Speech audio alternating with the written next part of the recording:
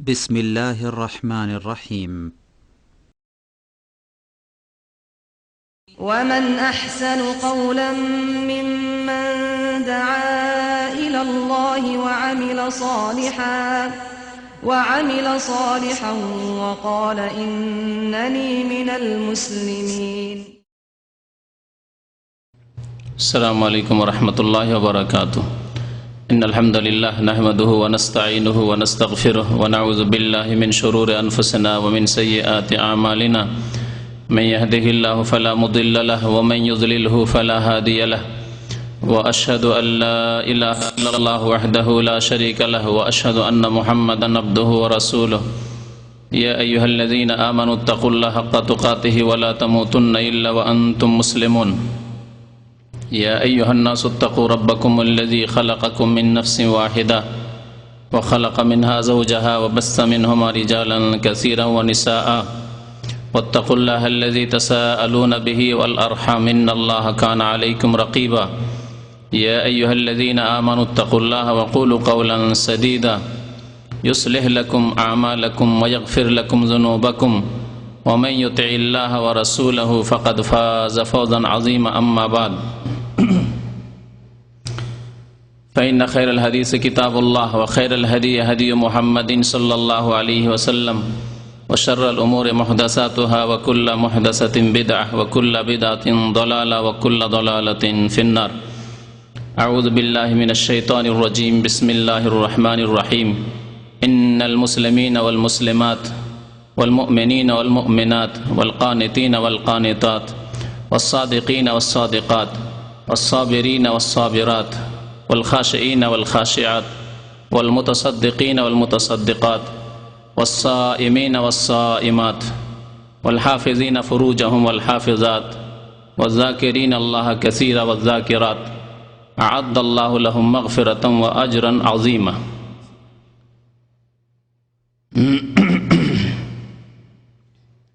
মহান আল্লাহর সমস্ত প্রশংসা যে আল্লাহ পাক রব্বুল আলামিন আমাদেরকে সৃষ্টি করেছেন এবং আমাদেরকে হিদায়াত দান করেছেন। আল্লাহ পাক রব্বুল আলামিন যেমন পুরুষকে তার ইবাদত বন্দেগীর আদেশ প্রদান করেছেন, তেমন নারীদেরকেও তার ইবাদত বন্দেগীর আদেশ দান করেছেন। দরুদ ও সালাম নাজিল হোক প্রিয় নবী মুহাম্মদুর রাসূলুল্লাহ সাল্লাল্লাহু আলাইহি ওয়াসাল্লামের প্রতি, যিনি বিশ্বজাহানের জন্য রহমত স্বরূপ প্রেরিত হয়েছিলেন। আল্লাহুম্মা সাল্লি আলাইহি আল্লাহুম্মা বারিক আলাইহি। আজকে আলোচনা করব আপনাদের সামনে সতী স্ত্রীর বৈশিষ্ট্য সম্পর্কে। নেক স্ত্রী কেমন করে হওয়া যাবে, সতী নারী কেমন করে হতে পারবে, তার বৈশিষ্ট্য কি, এবং একজন পুরুষ নেক রমণী সতী নারী খোঁজ করবে, সেসব বৈশিষ্ট্য দেখার চেষ্টা করবে, সেগুলির খেয়াল রাখবে স্ত্রী গ্রহণ করার সময়। এই উদ্দেশ্য নিয়ে এই বিষয়টি প্রতি আলোকপাত আপনাদের সামনে করা হবে। আল্লাহ পাক রব্বুল আলামিন সূরা আহজাবের আয়াত নম্বর 35-এ পুরুষ এবং নারী উভয় জাতির 10টি বৈশিষ্ট্য উল্লেখ করেছেন। এই আয়াতটি সম্পর্কে মুসনাদে আহমদে, নাসাইতে আরও অন্যান্য হাদিসে একটি শানে নজুল অর্থাৎ আয়াত অবতীর্ণ হওয়ার কারণ উল্লেখ করা হয়েছে। উম্মুল মুমিনিন উম্মে সালামা রাদিয়াল্লাহু তাআলা আনহা, নবী করিম সাল্লাল্লাহু আলাইহি সাল্লামের প্রিয়তমা স্ত্রী, তিনি বলছেন যে আমি একবার রাসূলুল্লাহ সাল্লাল্লাহু আলাইহি সাল্লামকে জিজ্ঞাসা করলাম যে ইয়া রাসূলুল্লাহ, কোরআনে কারিমে পুরুষদেরকে সম্বোধন করে প্রায় হুকুম বিধি বিধান নাজিল হচ্ছে, কিন্তু কোথাও নারীদের সম্বোধন করে তো কোনো বিধান আসে না। যদিও যেখানে আল্লাহ পাক রব্বুল আলামিন পুরুষদের সম্বোধন করেছেন সেখানে নারীরা শামিল রয়েছে, নারী পুরুষ উভয় জাতিকেই সম্বোধন করা হয়েছে কোরআনে কারিমে, কিন্তু পুরুষ লিঙ্গ দিয়ে, পুরুষের সম্বোধন দিয়ে আরবি ভাষায় সম্বোধন করা হয়েছে, যাতে পুরুষও শামিল হতে পারে এবং নারীরাও তাতে শামিল হতে পারে। বিশেষভাবে নারীদেরকে সম্বোধন করে আল্লাহ পাক কোনো আদেশ নিষেধ তো কোথাও নাজিল করেন না। এই কথা বলার পরেই একদিনও হয়তো হয়নি বা একদিন অতিক্রম করেছেই আয়াত নাজিল হলো, এই আয়াত যে আয়াত আপনাদের সামনে পাঠ করেছি। আল্লাহ পাক রব্বুল আলামিন এখানে 10টি বৈশিষ্ট্য উল্লেখ করেছেন মমিন পুরুষদের এবং মমিন সতী নারীদের। আল্লাহ পাক ইরশাদ করেছেন, ইন্নাল মুসলিমিন ওয়াল মুসলিমাত, নিশ্চয় মুসলিম পুরুষ এবং মুসলিম নারী। মুসলিম পুরুষ, মুসলিম নারী, এর মানে এই নয় যে মুসলিম ঘরে জন্ম নিয়েছে এমন পুরুষ, মুসলিম পরিবারে জন্ম নিয়েছে এমন মেয়ে, এমন নারী, এ উদ্দেশ্য আসলে নয়। মুসলিম ওই ব্যক্তি যার মধ্যে ইসলাম রয়েছে। ইসলাম কাকে বলে? নবী করিম সাল্লাল্লাহু আলাইহি ওয়াসাল্লামকে যখন জিবরাইল আলাইহিস সালাম একজন প্রশ্নকারীর রূপ ধারণ করে এসে মসজিদে নববীতে উপস্থিত হলেন আর জিজ্ঞাসা করতে লাগলেন যে মাল ইসলাম ইয়া রাসূলুল্লাহ, তখন নবী করিম সাল্লাল্লাহু আলাইহি ওয়াসাল্লাম বলেছেন, আল ইসলাম আন তাশহাদা আল্লা ইলাহা ইল্লাল্লাহ ওয়া আন্না মুহাম্মাদার রাসূলুল্লাহ ওয়া তুকিমুস সালাতা ওয়া তুতিজ যাকাতা ওয়া তাসুমু রমাদান ওয়া তাহুজ্জুল বাইতা ইন ইসতাতা'তা ইলাইহি সাবিলা। ইসলামের 5টি স্তম্ভের কথা উল্লেখ করা হয়েছে। তাহলে মুসলিম ওই ব্যক্তি, মুসলিম পুরুষ ওই ব্যক্তি, মুসলিম নারী ওই ব্যক্তি, ওই নারীকে মুসলিম নারী বলা হবে যার মধ্যে 5টি ইসলামের স্তম্ভ রয়েছে, যার ইসলামী জীবনে 5টি স্তম্ভ রয়েছে। সাক্ষ্য প্রদান করা যে আল্লাহ ছাড়া কেউ সত্য মাবুদ নেই এবং মুহাম্মদ সাল্লাল্লাহু আলাইহি ওয়াসাল্লাম আল্লাহ প্রেরিত রাসূল, 5 ওয়াক্ত নামাজ কায়েম করা, পয়সা থাকলে যাকাত প্রদান করা, মাহে রমজানে রোজা রাখা আর বাইতুল্লাহর হজ করা যদি শক্তি সামর্থ্য থাকে। তাহলে ধন সম্পদ যদি না থাকে তাহলে যাকাত নেই, ধন সম্পদ যদি না থাকে তাহলে হজ নেই, কিন্তু কালেমার শাহাদাত সাক্ষ্য প্রদান করা, 5 ওয়াক্ত নামাজ কায়েম করা, মাহে রমজানে রোজা রাখা, এটি প্রত্যেক মুসলিম নারী হোক আর পুরুষ তাদের ক্ষেত্রে আল্লাহ পাক রব্বুল আলামিন ফরজ করেছেন। তো এই হচ্ছে মুসলিম নারী হওয়া বা মুসলিম পুরুষ হওয়া, যা আল্লাহ উল্লেখ করেছেন প্রথম বৈশিষ্ট্য। ওয়াল মুমিনিনা ওয়াল মুমিনাত, এবং ঈমানদার পুরুষ আর ঈমানদার নারী। তো ঈমানদার পুরুষ কাকে বলে, ঈমানদার নারী কাকে বলে? ঈমানের যে 6টি পিলার রয়েছে, 6টি স্তম্ভ রয়েছে তার মধ্যে থাকতে হবে, অর্থাৎ এই 6টি স্তম্ভের প্রতি বিশ্বাস থাকতে হবে। আনতুমিনা বিল্লাহি ওয়া মালাইকাতিহি ওয়া কুতুবিহি ওয়া রুসুলিহি ওয়াল ইয়াউমিল আখির ওয়াল কদরি খাইরিহি ওয়া শাররিহি। ঈমানের যে 6টি স্তম্ভ রয়েছে এই 6টি বিষয়ের প্রতি ঈমান বিশ্বাস থাকতে হবে, তারাই হচ্ছে মুমিন পুরুষ অথবা মুমিন নারী।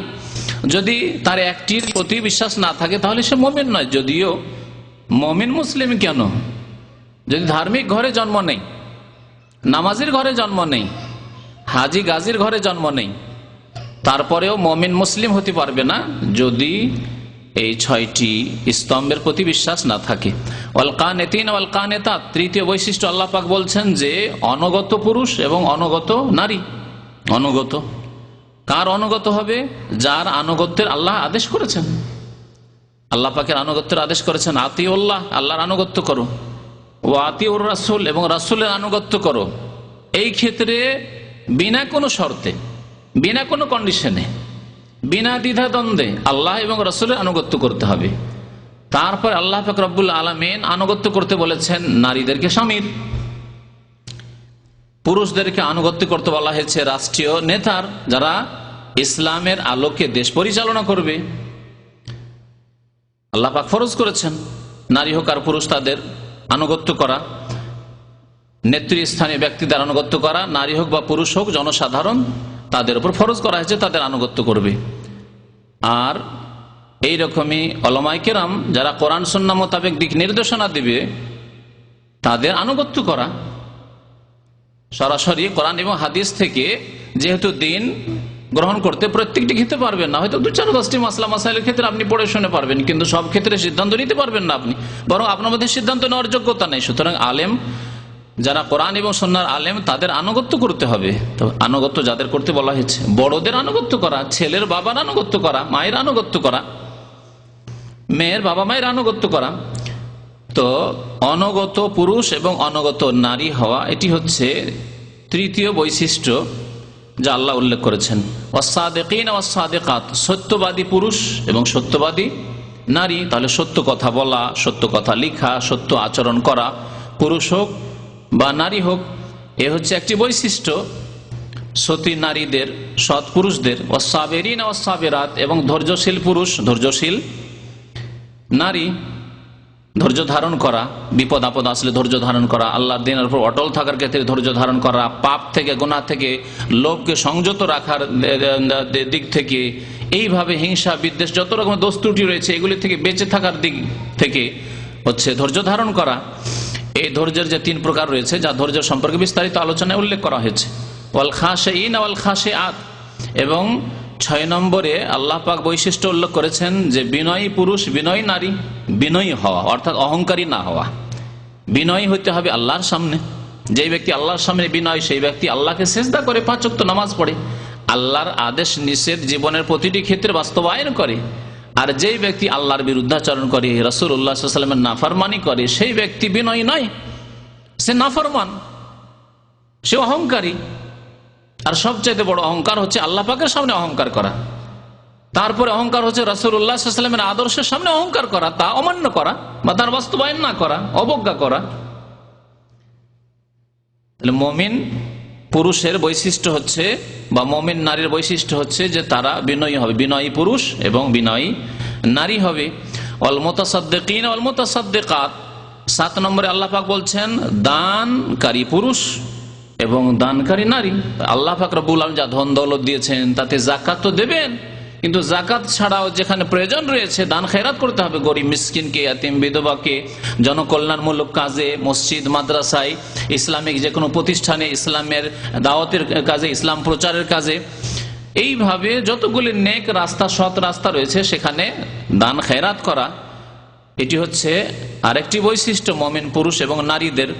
8 নম্বরের বৈশিষ্ট্য আল্লাহ পাক উল্লেখ করেছেন ওয়াসসাইমিন ওয়াসসাইমাত, সিয়াম পালনকারী পুরুষ অর্থাৎ রোজাদার পুরুষ, ফরজ রোজা রাখে যা আবশ্যক, তারপরে নফল রোজাও রাখে, সুন্নত রোজাও রাখে, এবং সিয়াম পালনকারিনী নারী। এটি হচ্ছে সিয়াম পালন করা, রোজা রাখা, এটি হচ্ছে আর একটি বৈশিষ্ট্য, 8 নম্বর বৈশিষ্ট্য। এই রোজা বা সিয়ামের বিধানের পরে, এই বৈশিষ্ট্যের পরে আল্লাহ পাক রব্বুল আলামিন উল্লেখ করেছে ওয়াল হাফিজিনা ফুরুজাহুম ওয়াল হাফিজাত, এবং যারা লজ্জাস্থানের হেফাজতকারী, সুরক্ষাকারী পুরুষ আর লজ্জাস্থানের হেফাজতকারিনী, সুরক্ষাকারিনী নারী। আল্লাহ পাক এখানে লজ্জাস্থানের হেফাজতের কথা বলেছেন। তাফসীর কারগণ বলেছেন যে রোজার পরে পরে, সিয়ামের পরে, সিয়ামের বৈশিষ্ট্য, রোজা পালনের বৈশিষ্ট্যের পরে পরে লজ্জাস্থানের সুরক্ষার কথা আল্লাহ উল্লেখ করেছেন। 10টি বৈশিষ্ট্যের মধ্যে 8 নম্বরে সিয়ামের কথা, নারী পুরুষ রোজা রাখবে তারা, যদি তারা মুমিন হয়, এবং এটি হচ্ছে মুমিনের বৈশিষ্ট্য। তারপরে আল্লাহ পাক লজ্জাস্থানের সুরক্ষার কথা উল্লেখ করেছেন। কেন? তাহলে সিয়ামের সাথে, রোজার সাথে লজ্জাস্থানের হেফাজতের একটা ভালো সম্পর্ক আছে, একটা মজবুত সম্পর্ক আছে। আর এই সম্পর্কের কথাই নবী করিম সাল্লাল্লাহু আলাইহি ওয়াসাল্লাম উল্লেখ করেছেন যে ইয়া মাশারাস শাবাব, হে যুবকরা, যারা বিবাহ শাদী করতে পারছো, মান ইসতাতা মিনকুমুল বাআতা ফালিয়াতাজাওয়াজ, সাবালক হয়েছো, বিয়ে করতে পারছো, ফালিয়াতাজাও, অবশ্যই বিয়ে করো। বিয়ে তোমার ইচ্ছাধীন নয়, বরং তোমাকে তাগিদ করা হয়েছে, আদেশ করা হয়েছে আল্লাহ এবং রাসূলের পক্ষ থেকে। ফালিয়াতাজাওয়াজ, অবশ্যই বিয়ে করো, আদেশ সূচক। কারণ বিয়ে করলে কি হবে? ফাইন্নাহু আকাদ্দু লিল বাসার ওয়া আহসানু লিল ফারজ, তাতে দৃষ্টি নত হয়ে যাবে, চোখের দ্বারা ব্যভিচার হবে না, চোখের জিনা হবে না, চোখ খারাপ অন্যায় কাজে, অন্যায় দিকে যাবে না। আর ওয়া আহসানু লিল ফারজ, এবং লজ্জাস্থানের সুরক্ষা হবে। এখানে লজ্জাস্থানের হেফাজতের কথা বলা হয়েছে রোজার মাধ্যমে। রোজা রাখো, শুধু রমজানের রোজা না, বছরে 1 মাস রোজা রাখলেন তা তো ফরজ, কিন্তু বছরে 1 মাস রোজা রেখেই শুধু 11 মাস আপনার লজ্জাস্থানের হেফাজত হবে না। তাহলে প্রত্যেক মাসে কিছু কিছু রোজা, সিয়াম হতে হবে ওই সব পুরুষদের, ওই সব যুবক বা যুবতীদের যাদের বিবাহ শাদী হয়নি, অথচ সাবালক সাবালিকা, অথবা বিবাহ শাদী হয়েছে কিন্তু স্বামী থেকে স্ত্রী দূরে আছে, স্ত্রী থেকে স্বামী দূরে আছে। এই জন্য সিয়ামের সাথে সাথে লজ্জাস্থানের হেফাজতের কথা উল্লেখ করেছেন। যদি কেউ বিয়ে শাদী না করতে পারে, নবী সাল্লাল্লাহু আলাইহি ওয়াসাল্লাম বলছেন ওমান লাম ইয়াস্তাতি ফাআলাইহি বিসসাওম, যেই ব্যক্তি বিয়ে শাদী করতে পারলো না, বিয়ে শাদী করা হচ্ছে লজ্জাস্থানের সুরক্ষার ব্যবস্থা, কিন্তু যেই ব্যক্তি বিবাহ করতে পারলো না তার জন্য ব্যবস্থা হচ্ছে সিয়াম পালন করা।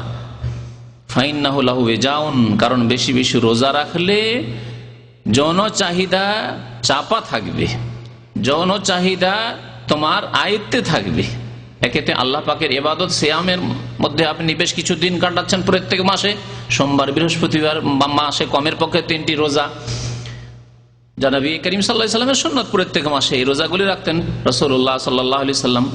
আর তার সাথে সাথে এই সিয়াম পালন করলে মানুষ খিদাই থাকে, মানুষ পিপাসায় থাকে, তাতে যৌন চাহিদা কন্ট্রোলে থাকে। তাই আল্লাহ পাক রব্বুল আলামিন সিয়ামের পরেই, রোজার বৈশিষ্ট্যের পরে উল্লেখ করেছেন ওয়াল হাফিজিনা ফুরুজাহুম ওয়াল হাফিজাত, ওই সব পুরুষ যারা লজ্জাস্থানের হেফাজত করে আর যেসব নারী লজ্জাস্থানের হেফাজত করে তারাই হচ্ছে মুমিন মুমিনাত। তাহলে সতী নারীর বৈশিষ্ট্য হচ্ছে লজ্জাস্থানের হেফাজত করা। লজ্জাস্থানের হেফাজত করলে দূর থেকে হেফাজত করতে হবে। যেমন কোন একটি জমির হেফাজত করতে হলে, জমিতে ফসল আছে, ফসলের হেফাজত করতে হলে দূর থেকে ঘিরে রাখেন। এমন নয় যে আপনার ওই বেড়া দিয়ে লতা পাতা বেরিয়ে যাচ্ছে বা বকরি ছাগলে মুখ দিয়ে দিচ্ছে আর খেয়ে নিচ্ছে। তাহলে যে আপনার প্রাচীর হইতে হবে অথবা বেড়া যে হইতে হবে আপনার জমির, সেটা ফসল থেকে একটু দূরে হইতে হবে। এই জন্য আল্লাহ পাক রব্বুল আলামিন জেনা ব্যভিচার থেকে বেঁচে থাকার ক্ষেত্রে আল্লাহ বলেছেন ওয়ালা তাকরাবুজ জেনা, জেনা ব্যভিচারের নিকটবর্তী হয়ে না, দূরে থাকো, অনেক দূরে থাকো। তাহলে যেসব কাজ বা যেসব কথা, যেসব আচার আচরণ মানুষকে কুকাজ, অশ্লীলতা, ব্যভিচার পর্যন্ত পৌঁছায়, সেসব থেকে বেঁচে থাকতে হবে। সেসবের যেমন উদাহরণস্বরূপ নির্জনতা, কোন যুবতীর সাথে নির্জনতা অবলম্বন করা। কোন যুবতী আপনি তার মাহারাম নন, স্থায়ীভাবে আপনার সাথে বিয়ে হারাম নয়, তার সাথে সফর না করা, বিদেশে তার সাথে সফর না করা, এক দেশ থেকে এক দেশ, এক ডিস্ট্রিক্ট থেকে ডিস্ট্রিক্ট, এক শহর থেকে আরেক শহরে ভাবিকে নিয়ে যাচ্ছেন, শালিকে নিয়ে যাচ্ছেন, এগুলি হচ্ছে ফিতনার কারণ, জেনার কারণ, এগুলি থেকে বেঁচে থাকা। তারপরে সহশিক্ষা, ইখতিলাত, একসাথে কাজকর্ম করা নারী পুরুষ, যুবক যুবতীর, এগুলি হচ্ছে জেনার কারণ, এগুলি থেকে বেঁচে থাকতে হবে। তাহলে হেফাজত হবে লজ্জাস্থানের, তাহলে হেফাজত হবে। তারপরে অবৈধ টেলিফোন যোগাযোগ, আজকাল মোবাইলের জামানায় অবৈধ মোবাইল এবং অবৈধ ইন্টারনেটের মাধ্যমে অনেক জেনা ব্যভিচার ছড়িয়ে যাচ্ছে, অশ্লীল কাজ ছড়িয়ে যাচ্ছে। সুতরাং এগুলি থেকে বেঁচে থাকা। কোন যুবক যুবতীর সাথে অবৈধ কোনো টেলিফোন যোগাযোগ রাখবে না, প্রেম ভালোবাসার কোন সম্পর্ক রাখবে না। প্রেম ভালোবাসা একমাত্র স্ত্রীর সাথে, একমাত্র স্ত্রীর স্বামীর সাথে। এগুলি হচ্ছে লজ্জাস্থানের হেফাজত করা। লজ্জাস্থানের হেফাজত মানে এই নয় যেমন আজকাল অনেক ফাসেক শ্রেণীর পুরুষ নারীরা বুঝে যে আমার সতীত্ব ঠিক আছে, আমি কারো সাথে কুকাজ করিনি, আমি কোনোদিন জেনা ব্যভিচারে লিপ্ত হইনি, বাকি অবৈধ সম্পর্ক, টেলিফোন যোগাযোগ অবৈধ রয়েছে যুবতীর যুবকের সাথে, নির্জনে গল্প স্বল্প চলছে, দুলাভাই বাড়িতে আসে, দুলাভাইয়ের সাথে শালীরা গল্প করছে একা ঘরে, তাদেরকে খাবার পরিবেশন করছে, তাদের সাথে আবার সফরে চলে যাচ্ছে, শ্বশুর বাড়ি থেকে আসছে দেবরের সাথে, ভাসুরের সাথে, ইত্যাদি ইত্যাদি। তাহলে এরা লজ্জাস্থানের হেফাজত করে না। লজ্জাস্থানের হেফাজত করলে যাতে করে হেফাজত হয় তার ব্যবস্থা করতে হবে। তো আল্লাহ পাক রব্বুল আলামিন 9 নম্বরে মুমিন মুমিনাত, সতী নারীর বা সৎ পুরুষের বৈশিষ্ট্য উল্লেখ করেছেন ওয়াল হাফিজিনা ফুরুজাহুম ওয়াল হাফিজাত, যারা লজ্জাস্থানের হেফাজতকারী পুরুষ এবং লজ্জাস্থানের হেফাজতকারিনী নারী। ওয়াজাকিরিন আল্লাহ কাসীরা ওয়াজাকিরা, 10 নম্বরে আল্লাহ পাক বলছেন যে যেসব পুরুষরা আল্লাহকে বেশি বেশি স্মরণ করে আর যেসব নারীরা আল্লাহকে বেশি বেশি স্মরণ করে, তাহলে আল্লাহর জিকির আজকার করা। মানুষকে শয়তান ওয়াসওয়াসা দিতে আছে, কিন্তু যদি নিজের জবানকে সব সময় আল্লাহর জিকির আজকারি, কখনো সুবহানাল্লাহ সুবহানাল্লাহ সুবহানাল্লাহ, কখনো আলহামদুলিল্লাহ আলহামদুলিল্লাহ, কখনো লা ইলাহা ইল্লাল্লাহ লা ইলাহা ইল্লাল্লাহ ওয়ালা হাওলা ওয়ালা কুওয়াতা ইল্লা বিল্লাহ সুবহানাল্লাহি ওয়া বিহামদিহি সুবহানাল্লাহিল আযীম, পূর্ণাঙ্গ জিকির, বিদাতি জিকির নেই, অসম্পূর্ণ বাক্য দিয়ে জিকির, যেমন আল্লাহু শুধু, এসব জিকির নেই।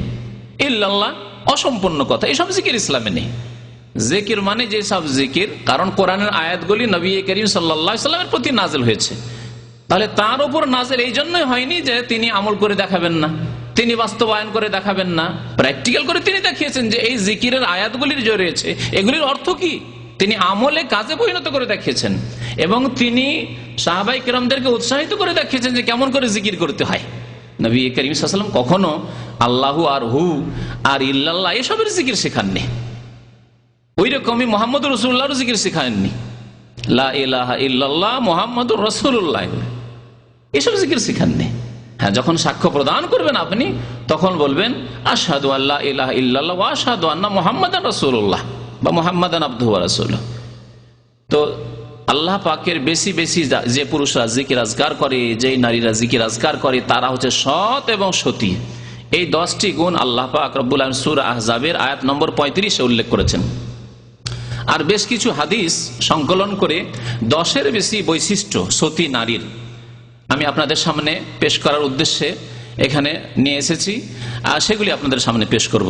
নবী করিম সাল্লাল্লাহু আলাইহি সাল্লাম থেকে আব্দুল্লাহ বিন আমর ইবনে আস রাদিয়াল্লাহু তাআলা আনহুমা বর্ণনা করেছেন সহিহ মুসলিমের হাদিস, আদ-দুনিয়া কুল্লুহা মাতাউন, পৃথিবীর সমস্ত কিছুই হচ্ছে ভোগের বস্তু, আর এমন ভোগের বস্তু যার নাম নবী সাল্লাল্লাহু আলাইহি বলছেন মাতা, মানে ক্ষণিকের ভোগের বস্তু।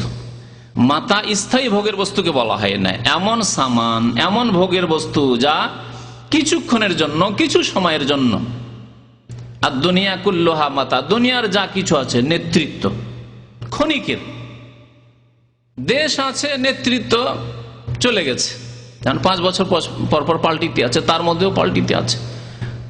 আর যদি এই গণতান্ত্রিক পদ্ধতি নাও থাকে 5 বছরের এই সিস্টেম, তারপরেও যারা ডিক্টেটরশিপ নিয়ে বসেছিল তাদেরও পতন ঘটেছে, ছিল কিছুই নেই তারা, আবার কিছুদিন আগে ছিল না। তাহলে পৃথিবীর যত রকম বস্তু রয়েছে, ধন সম্পদ, বাড়িঘর, এমনকি মানুষের সুস্থতা, জীবন, প্রাণ, স্ত্রীর জন্য স্বামী, ছেলে মেয়ে, সবকিছু হচ্ছে মাতা, ক্ষণিকের ভোগের বস্তু। পৃথিবীতে যত কিছু রয়েছে ক্ষণিকের ভোগের বস্তু। আর দুনিয়া কুল্লুহা মাতা, তাহলে দুনিয়াতে যা কিছু আছে এগুলি মানুষের ভোগের বস্তু স্বরূপ আল্লাহ পাক সৃষ্টি করেছেন। নবী করিম সাল্লাল্লাহু আলাইহি ওয়াসাল্লাম হাদিস। এতগুলি ভোগের বস্তু আছে পৃথিবীতে, বহু রয়েছে যা গণনা করা যাবে না। তার মধ্যে সবচেয়ে শ্রেষ্ঠ ভোগের বস্তু কি বলছেন নবী করিম সাল্লাল্লাহু আলাইহি ওয়াসাল্লাম, খায়রু মাতা'আদ দুনিয়া আল মারআতুস সালিহা, আর দুনিয়ার পৃথিবীর ভোগের ক্ষণিকের ভোগের বস্তুর সবচাইতে শ্রেষ্ঠ উৎকৃষ্ট ভোগের বস্তু হচ্ছে শুধু স্ত্রী। আল মারআতুস সালিহা, সতী নারী, নেক রমণী, আল্লাহ ভীরু নারী। জি, আল মারআতুস সালিহা। তাহলে বিয়ে করতে গেলেন একজন যুবক, আর গিয়ে একটা মহিলা পেলেন, একটা যুবতী পেলেন, খুব সুন্দরী লাগলো, ব্যাস বিয়ে করে ফেললেন, ভোগ হাসিল করলেন? না, কখনো না। যদি সতীত্ব না থাকে, যদি তার মধ্যে ইমানদারি না থাকে, সে সালেহা না হয়, নেক না হয়, তাহলে তাতে শান্তি নেই। সেটি ভোগের বস্তু না, তা অশান্তির কারণ হবে। বরং বিবাহের আগের জীবনে হয়তো শান্তিতে ছিলেন, যা অনেকেই অনুভব করছে। যাদের এই রকম অবস্থার সম্মুখীন হতে হয়েছে তারা নিশ্চয়ই তা অনুভব করছেন ভালো করে। এই জন্য আমাদের দেশে একটা কথা আছে যা বক্তারা বয়ান করে যে খালি পায়ে চলা ভালো, কষা জুতা যার, আর বিদেশে থাকা ভালো, এই যে আপনাদের মতো, এ প্রবাসী জীবনে থাকা ভালো, দুষ্ট নারী যার। যদি স্ত্রী যদি সতী না হয়, সালেহা না হয়, তাহলে বিদেশে থাকাই ভালো, দূরে থাকাই ভালো। দূর থেকেই সম্পর্ক ভালো থাকবে, যদি রাখতেই হয় তার ঠিক আছে, দূরেই থাক। তো সবচাইতে উৎকৃষ্ট ভোগের বস্তু পার্থিব বস্তুর, আখিরাতের নয়, জান্নাতের নয়। দুনিয়ার যত ভোগের বস্তু রয়েছে তার মধ্যে সবচাইতে উৎকৃষ্ট ভোগের বস্তু হচ্ছে আল মারআতুস সালিহা, সতী নারী। তাহলে সতী নারীর বৈশিষ্ট্য কি তা আপনাদেরকে শোনাবো, কয়েকটি বৈশিষ্ট্য উল্লেখ করি। আব্দুল্লাহ বিন আব্বাস রাদিয়াল্লাহু তাআলা আনহুমা সাহাবী, তিনি সবচাইতে প্রখ্যাত মুফাসসির ছিলেন সাহাবায়ে কেরামদের মধ্যে, প্রখ্যাত মুফাসসির ছিলেন। নবী করিম সাল্লাল্লাহু আলাইহি ওয়াসাল্লামের বিশেষ দুআও ছিল তার জন্য, আল্লাহুম্মা আল্লিমহু তাউইল, আল্লাহ তাকে তাফসীরের জ্ঞান দান করো। নবী সাল্লাল্লাহু আলাইহি ওয়াসাল্লামের এই দোয়া কবুল হয়েছিল। সমস্ত সাহাবায়ে কেরাম চাইতে কোরআন সম্পর্কে বেশি বুঝতেন তিনি। তিনি বর্ণনা করছেন যে একটি আয়াত যখন নাযিল হলো সূরা তওবা আয়াতটি রয়েছে ওয়াল্লাযীনা ইয়াকনিজুনা আয-যাহাবা ওয়াল ফিদ্দাতা ওয়া লা ইউনফিকুনাহা ফি সাবিলিল্লাহি ফাবাশশিরহুম বিআযাবিন আলীম। আল্লাহ পাক আয়াত নাযিল করলেন যারা কি করে, ওয়াল্লাযীনা ইয়াকনিজুনা আয-যাহাবা, স্বর্ণ অথবা চাঁদি সিলভার রূপা কি করে, সঞ্চিত করে, উপার্জন করে, আর উপার্জন করে তা জমা রাখে।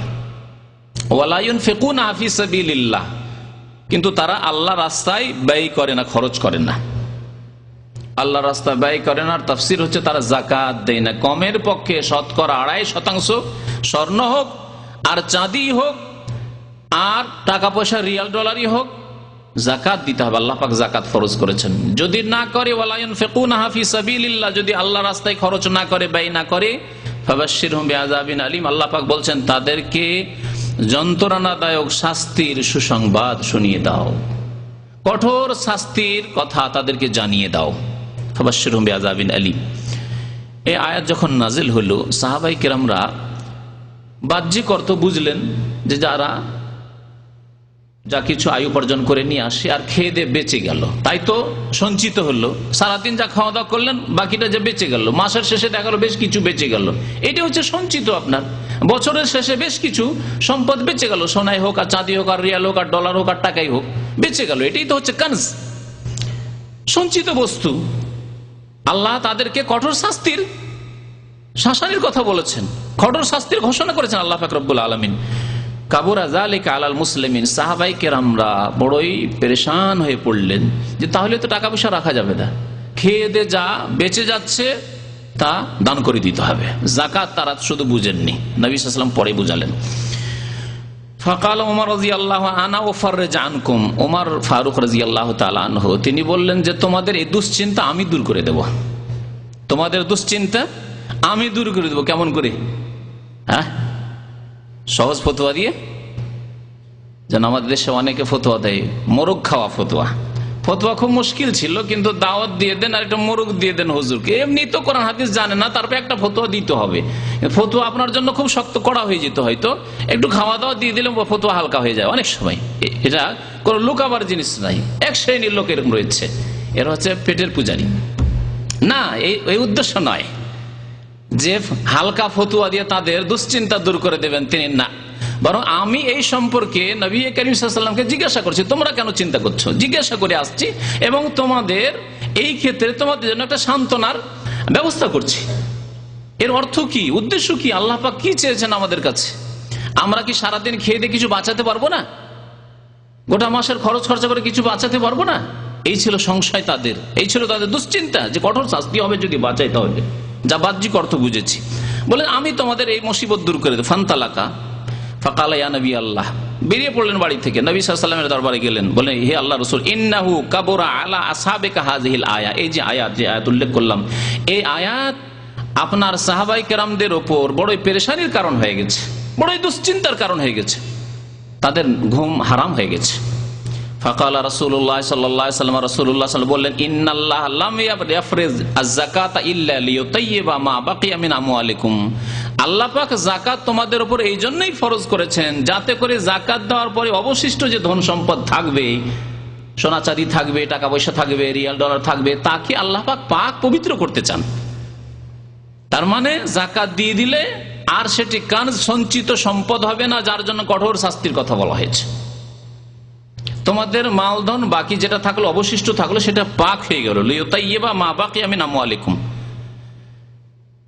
বাকি আপনি খরচ করেন, বাকি আপনি রাখেন, আপনার হালাল। তারপরে ইন্তেকাল হয়ে গেল, ইন্তেকাল হওয়ার পরে যে পরিত্যক্ত ধন সম্পদ থাকলো, তা কার জন্য আল্লাহ ফরজ করেছেন? হ্যাঁ, ওয়ারিসিনদের জন্য, যারা উত্তরাধিকারী রয়েছে তাদের জন্য। তাই বলছেন ওয়াইন্না ফারাজাল মাওয়ারিস, আল্লাহ মিরাস ফরজ করেছেন, অর্থাৎ পরিত্যক্ত ধনে কার কার হক রয়েছে, অধিকার রয়েছে, প্রাপ্য রয়েছে, এই কথা ফরজ করেছেন, এই বিষয় ফরজ করেছেন। লিতাকুনা লিমান বাদাকুম, এটা তোমাদের জন্য না, তোমাদের পরবর্তীদের জন্য, ছেলে মেয়েদের জন্য, ভাই বোনদের জন্য, হয়তো এমন ব্যক্তি মারা গেল তার বাবা মা এখনো জীবিত আছে, তাদের জন্য, যারা বেঁচে আছে, তোমাদের ইন্তেকালের পরে যারা বেঁচে আছে তাদের জন্য মিরাস আল্লাহ ফরজ করেছেন। আর যাকাত ফরজ করেছেন তোমাদের জাকাত দেওয়ার পরে যে অবশিষ্ট ধন সম্পদ ছিল তা পাক পবিত্র করার জন্য। ফাকাব্বারা ওমর রাদিয়াল্লাহু তাআলা তাকবীর বলেন, আল্লাহু আকবার, খুশিতে যে আমাদের দুশ্চিন্তা দূর হয়েছে। সাহাবাইকের দুশ্চিন্তা দূর হয়েছে যে সারাদিন খেয়ে দিয়ে 50 রিয়াল উপার্জন করলাম, 20 রিয়াল 30 রিয়াল খেলাম, বাকি 20-30 রিয়াল যে বাঁচাতে পারলাম এটা হালাল যদি আমি জাকাত দিই। বছরে 10,000 টাকা জমা হয়েছে, এই 10,000 টাকার যদি আমি জাকাত দিয়ে দিই প্রতি বছরে এইভাবে, তাহলে আমার বাকি টাকাটা যে থাকলো শতকরা আপনার 2.5 টাকা দিয়ে, সেই টাকাটি আমার হালাল, সে সম্পদ আমার হালাল। সুম্মা ক্বালা লাহু, তারপরে নবী করিম সাল্লাল্লাহু আলাইহি ওয়াসাল্লাম রাদিয়াল্লাহু তাআলা আনহুকে বলেন, আলা উখবিরুকা বিখাইরি মা ইয়াকনিজুল মারউ, তোমাকে আরেকটি বিষয় বলে দিচ্ছি, আরো খুশি হবে তুমি শুনলে, আরো খুশি হবে তুমি সেটা শুনলে। জাকাতের বিষয় তো শুনলে যে জাকাত দিয়ে দাও আর অবশিষ্ট মাল ধন সম্পদ তোমার হালাল, পাক পবিত্র, তার জন্য কোনো শাস্তি নেই, যতই টাকা পয়সা হোক না কেন, বা সেই টাকা পয়সা দিয়ে পাপ না করলেই হলো। আবার সেই টাকা পয়সাকে অধিকাংশ মানুষ পাপের কাজে লাগায়, সমস্যা এখানে।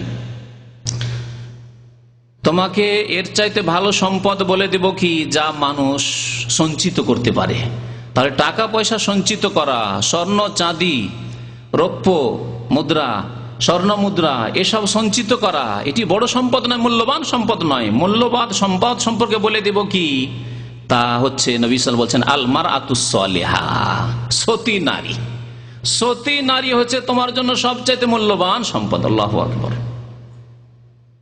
আপনার রিয়াল, আপনার ডলার, আপনার স্বর্ণ, আপনার চাঁদি, এগুলি আপনার মূল্যবান সম্পদ নয়। আপনার ব্যাংক ব্যালেন্স, আপনি শহরে সিটিতে বাড়ি করতে পেরেছেন, হ্যাঁ, ভাড়া আসছে লক্ষ লক্ষ টাকা, এগুলি আপনার মূল্যবান সম্পদ নয়। মূল্যবান সম্পদ হচ্ছে আলমার আতুস সালিহা, আলমার আতুস সালিহা, সতী নারী। সতী নারীর বৈশিষ্ট্য কি? হাদিসে যে বৈশিষ্ট্যগুলি বর্ণনা করা হয়েছে তার একটি হচ্ছে ইজা নাজারা ইলাইহা সাররাতহু, যখন স্বামী তার দিকে দৃষ্টি দেয়, দেখে, তখন স্বামীকে সেই স্ত্রী, সেই নারী খুশি করে দেয়, খুশি করে দেয়। তাহলে একজন নারীকে জানতে হবে, একজন মহিলাকে জানতে হবে যে স্বামীকে কি করে আমি খুশি করতে পারি। স্বামী আমার দিকে তাকালেই স্বামীর মন খুশি হয়ে যায়, স্বামীর চেহারায় আনন্দ ফুটে ওঠে, কি করে হতে পারে?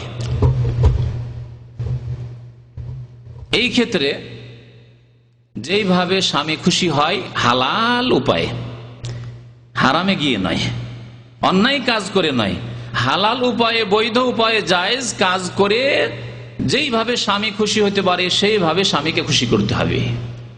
এর মধ্যে একটি বলতে পারি, বহু কথাই রয়েছে, যদি এই কথারই ব্যাখ্যা করি তাহলে সময় শেষ হয়ে যাবে। সুতরাং এই ব্যাখ্যা আপনাদের জন্য ছেড়ে দিচ্ছি, এই ব্যাখ্যা মা বোনদের জন্য ছেড়ে দিচ্ছি, তারা নিজেরা ব্যাখ্যা করবে যে আমি আমার স্বামীকে কি করে খুশি করতে পারি। একজন স্বামী, জ্ঞানী স্বামী, সে নিজেই এই ক্ষেত্রে চিন্তা করবে যে আমার স্ত্রীকে কি করে আমি গাইড করবো যে সে আমাকে খুশি করতে পারে বেশি করে।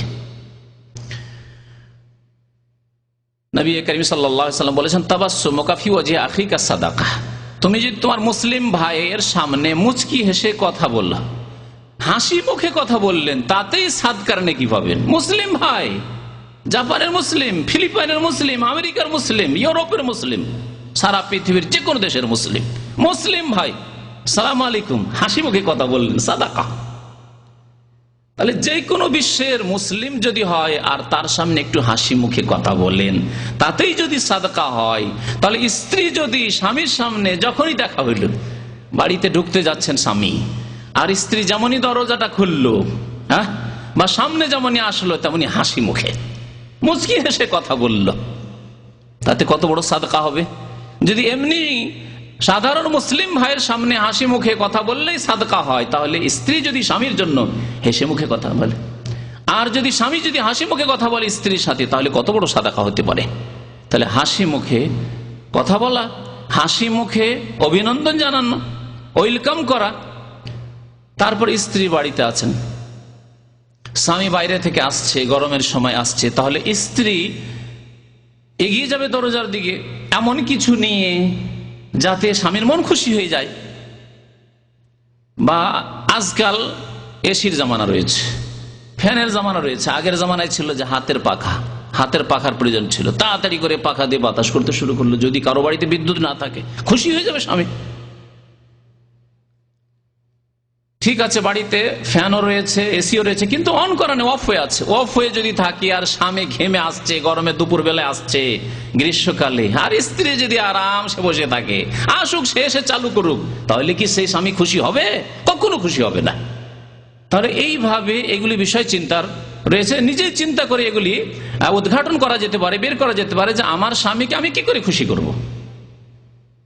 আমার স্বামী আমার দিকে দেখলেই খুশি হয়ে যাবে যে এসিটা চালু আছে, আর ঘরটা ঠান্ডা হয়ে আছে, যেমনই ঘরে ঢুকেছি ফ্যানটা চালু করা আছে, ঠান্ডা পানির ব্যবস্থা একেবারে প্রস্তুত হয়ে আছে, বা শরবত প্রস্তুত করা আছে, ঠিক ইত্যাদি ইত্যাদি যা কিছু হতে পারে। খিদাই আসছে, নাস্তা প্রস্তুত করা আছে, আসতেই চাইলেই বা তার আগে পেশ করে দেব। তারপরে সুন্দরভাবে সেজে থাকা, স্বামীর জন্য সুন্দরভাবে সেজে থাকা, ভালো শাড়ি পরে থাকে, ব্লাউজ পরে থাকেন, স্বামীর সামনে শাড়ি পরেন, ব্লাউজ পরেন, পেট খোলা থাক, পেট খোলা, পিঠ খোলা থাক, খোলা থাক, অসুবিধা নেই। স্বামীর সামনে, দেবরের সামনে নয়, ভাসুরের সামনে নয়, দুলা ভাইয়ের সামনে নয়। কিন্তু আমাদের দেশের মহিলারা এটা করে। স্বামীর সামনে যত বাড়িতে, স্বামীর বাড়িতে যত পুরনো কাপড় আছে, যত পুরাতন কাপড় আছে সেগুলি পরবে, যত সস্তা কাপড় আছে সেগুলি পরবে, আর দামি দামি কাপড়, নতুন নতুন কাপড় কোথায় পরবে? বিবাহ অনুষ্ঠানে যেতে হবে, বোনের বিয়ে, না আর কারো বিয়ে, মামাতো বোন, খালাতো বোন, মামাতো ভাই, খালাতো ভাই, কারো বাড়িতে বিয়ে আছে, যেখানেই যেতে হোক, বড় অনুষ্ঠানে যেতে হবে, শহরে যেতে হবে, বাজারে যেতে হবে শপিং করার জন্য, কেনাকাটার জন্য, সেখানে ভালো ভালো কাপড় পরে। আর স্বামীর সামনে ওই কিচেনে যে কাপড় পরে কাজ করছিল, স্বামী আসার সময় হয়ে গেছে, কিচেনের কাজ শেষে কাপড় বদলে নেন। যদি আপনি স্বামীকে খুশি করতে চান তাহলে কাপড় পরিবর্তন করে নিয়ে ভালো কাপড় পরে নেন। ওই ঘামের কাপড় দুর্গন্ধ ছড়াচ্ছে, সেই কাপড় পরে স্বামী চলে আসছে, তার সামনে হাজির, কখনো স্বামী খুশি হবে না। ওই রকম মনে রাখবেন, পুরুষদের সম্পর্কে ইনশাআল্লাহ তাআলা আলোচনা হবে 1-2 সপ্তাহের মধ্যে, যে সৎ পুরুষের বৈশিষ্ট্য কি হতে পারে। তাহলে আপনি যখন চান যে আপনার স্ত্রী ভালো সেজে থাক, আপনাকে খুশি করুক, আপনি আনন্দিত হন আপনার স্ত্রীকে দেখে, তাহলে আপনাকেও চিন্তা করতে হবে যে আমাকে দেখলে, আমার ওপর নজর পড়লে আমার স্ত্রীও যাতে আনন্দিত হয়, আমার স্ত্রীও যাতে খুশি হয়, এর জন্য আপনাকে চেষ্টা করতে হবে। তো নবী করিম সাল্লাল্লাহু আলাইহি ওয়াসাল্লাম বলছেন যে আলমারআতুস সালিহা, সতী নারীর একটি গুণ হচ্ছে যে স্বামী স্ত্রীকে দেখলেই, নারীকে দেখলেই খুশি হয়ে যান স্বামী। ওয়াইদা আমারাহা আতাআতহু, আর স্বামী আদেশ করলেই তা পালন করে, অমান্য করে না, যুক্তি পেশ করে না যে তোমার কথা ঠিক মনে হয় না, না এটা করতে হবে। স্বামী বলেছে তার আনুগত্য করবে। স্বামী বলছে আজকে গোশত রান্না করো, স্ত্রী বলছে না না আজকে মাছ, সে হচ্ছে বাড়ির মালিক, যা খাওয়াবে তাই খেতে হবে, স্বামীর ইচ্ছা চলবে না, আজকে চলবে না তোমার কথা, না এরকম না। এ যা আমার হাত এত জায়েজ আদেশ করেছে, নাজায়েজ আদেশ করেনি। যদি নাজায়েজ হারাম কোনো আদেশ করতো, যে আমার দুলাভাই আসছে তাকে বসে বসে খাওয়াও, না তোমার দুলাভাই তুমি আপ্যায়ন করবে, অমান্য করে দেন। মা বোনদেরকে বলছি, যদি বলে আমার ভাই আসছে, শাবালক ভাই আছে, আমার ভাই আসছে তাকে খাওয়া দাওয়া করাও বসে বসে, না, তবে ঠিক আছে ছেলেরা রয়েছে বা অন্য কেউ রয়েছে, তাদের মাধ্যমে পর্দার আড়াল থেকে খাবার দিয়ে দেন, খাবার তৈরি করে দেন। কিন্তু খাবার দেওয়ার জন্য সামনে যাবেন, সামনে গিয়ে বসে থাকবেন, সামনে গিয়ে গল্প করবেন, স্বামী নেই, আরো ফিতনার কারণ। স্বামী না থাকলে, স্বামী থাকলেও যেখানে যাওয়া যাবে, স্বামী আছে আর বলছে আমার বন্ধু এসছে, এসো চা নিয়ে আসো, সামনে এসো, না যাবে না। তাহলে নাজায়েজ, ইসলাম বিরোধী, কোরআন এবং হাদিস বিরোধী, শরীয়ত বিরোধী কোনো আদেশ যদি স্বামী করে তাহলে আনুগত্য করা জায়েজ নয়। এক কথা ইসলামের যে নীতিমালা রয়েছে তা হচ্ছে যে লা তাআতা লিমাখলুকিন ফি মাসিয়াতিল খালিক। নবী করিম সাল্লাল্লাহু আলাইহি ওয়াসাল্লাম বলেছেন কোন সৃষ্টির আনুগত্য করা জায়েজ নয় কারোর জন্য, নারী হোক আর পুরুষ হোক, আল্লাহর নাফরমানি করে, খালেক স্রষ্টার নাফরমানি করে, বিরুদ্ধাচরণ করে। কিন্তু জায়েজ যে কোনো বৈধ কাজ বলেছে। আর যদি নেকির কাজ বলে, বৈধ কাজে যদি আনুগত্য করতে হয়, তাহলে যদি নেকির কাজ বলে যে আমার আম্মা বৃদ্ধ মানুষ, তো একটু পাকশাক করে খাওয়াবে, একটু দেখাশোনা করবে, আপনি বিদেশে আছেন বা আপনি বাইরে আছেন, আমার মায়ের খেয়াল রাখছো, একটু আমার মায়ের টাইমে টাইমে ওষুধগুলি খাওয়িয়ে দিও, না মানছেন না, না গুনাহগার। কারণ এখানে শুধু জায়েজ আদেশ করেনি, আপনাকে নেকির আদেশ করা হয়েছে। আপনার শাশুড়ি মার যদি আপনি খেদমত করেন, সেবা করেন, তো নেকি পাবেন। যদিও আপনার মা নয়, আপনার স্বামীরই মা, কিন্তু আপনার শাশুড়ির খেদমত করলে আপনার স্বামী খুশি হবে। ওয়াইদা গাবা আন হাফেজাতু, তৃতীয় বৈশিষ্ট্য হচ্ছে নবী করিম সাল্লাল্লাহু আলাইহি ওয়াসাল্লাম বলছেন, যদি স্বামী অনুপস্থিত থাকে, বিদেশে থাকে, বাড়ির বাইরে থাকে, তাহলে সেই ব্যক্তি স্বামীর হকের অধিকারের সুরক্ষা করলো। কত ব্যাপক কথা। হাফেজাতু, স্বামীর হেফাজত করলো। স্বামীর কিরকম হেফাজত করলো? স্বামী তো বিদেশে আছে, তো স্বামীর জীবনের হেফাজত কি করে করবে? হ্যাঁ, স্বামীর হেফাজত করবে লজ্জাস্থানের ক্ষেত্রে। আমার স্বামী, স্বামী স্বামী ছাড়া আর আমি কাউকে চিনি না, কাউকে জানি না, কারোর সাথে আমার কোনো সম্পর্ক নেই। যদি বিবাহর আগে কোন রকমের ইমানি দুর্বলতা থাকে, বিবাহ হয়ে গেছে, এই দুর্বলতা অবশ্যই ছেড়ে দিতে হবে। বিবাহর আগেও ছেড়ে দিতে হবে, কিন্তু বিবাহ হয়ে যাওয়ার পরে আরো বড় খেয়ানত, স্বামীর ঘরে খান, হ্যাঁ, স্বামীর বন্ধনে আবদ্ধ হয়েছেন, আর তারপরেও খেয়ানত করেন। তো হেফাজত করতে হবে, হেফাজত করতে হবে ধন সম্পদের। স্বামীর বাড়িতে ধন সম্পদ আছে, স্বামীর বাড়ি ঘর আছে, স্বামীর বিছানা আছে, স্বামীর অনেক কিছুই রয়েছে, সেগুলি সম্পদ। স্বামীর ছেলে মেয়ে আছে, সেগুলির হেফাজত করা। অনেক সময় হয়তো নিজের ছেলে মেয়ে নয়, কিন্তু স্বামীর আগের স্ত্রীর ছেলে মেয়ে, সেগুলির হেফাজত নবী করিম সাল্লাল্লাহু আলাইহি ওয়াসাল্লামের এই বাণীতে শামিল।